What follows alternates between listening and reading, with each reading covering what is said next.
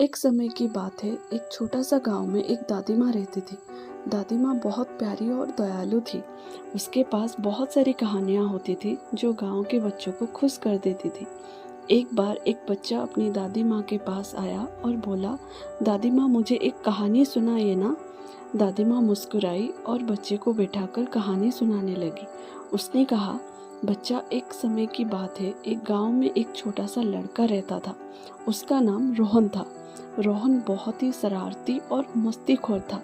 एक दिन उसने अपनी दादी माँ से पूछा, दादी माँ आप मुझे एक ऐसी कहानी सुनाइए ना जो मुझे सिखाए और मुझे अच्छा बनाए।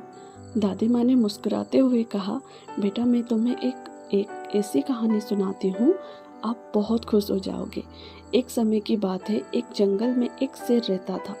शेर सबसे ताकतवर जानवर था। एक दिन जब शेर जंगल में घूम रहा था, उसने देखा कि एक छोटा सा खरगोश परेशान हो रहा है। खरगोश बहुत तेज दौड़ रहा था और किसी देर से जंगल में घबरा गया था। शेर ने खरगोश को पूछा, खरगोश तुम इतनी तेज क्यों दौड़ रहे हो, क्या हुआ है? खरगोश ने शिवरिंग वॉइस में कहा, शेर भैया, एक शिकारी मेरे पीछे है और मुझे पकड़ना चाहता है, मैं बचना चाहता हूँ। शेर ने खरगोश को समझाया, खरगोश तू परेशान मत हो, मैं तेरे साथ हूँ और तुझे बचा लूँगा। फिर शेर और खरगोश साथ मिलकर जंगल में भागने लगे। शेर अपनी ताकत और तेजी से भागते हुए शिकारी से खरगोश को बचा लिया। शिकारी डर के भाग गया। दादी माँ ने बच्चे से पूछा, बेटा क्या तूने कहानी समझी? बच्चे ने मुस्कुराते हुए कहा, हाँ दादी माँ, खरगोश अपने दोस्त शेर की मदद से सुरक्षित हो गया। दादी माँ ने कहा, बिल्कुल सही, खरगोश ने अपने दोस्त की मदद ली और सुरक्षा पाई।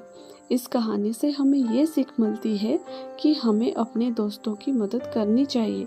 जब हम अपने दोस्तों की मदद करते हैं तो हमें खुशी और सुरक्षा मिलती है। माँ, आपकी कहानी बहुत अच्छी है, मैं भी अपने दोस्त की मदद करूँगा और उन्हें खुशी दूँगा। दादी माँ मुस्कुराते हुए उसे गोद में लेकर बोली, बेटा ये मेरी आशा है, दोस्त की मदद करके हम एक दूसरे के जीवन में खुशियाँ भर सकते हैं। इसी तरह दादी माँ की कहानी बच्चे के दिल में दोस्ती और साथ निभाने की भावना जगाती है।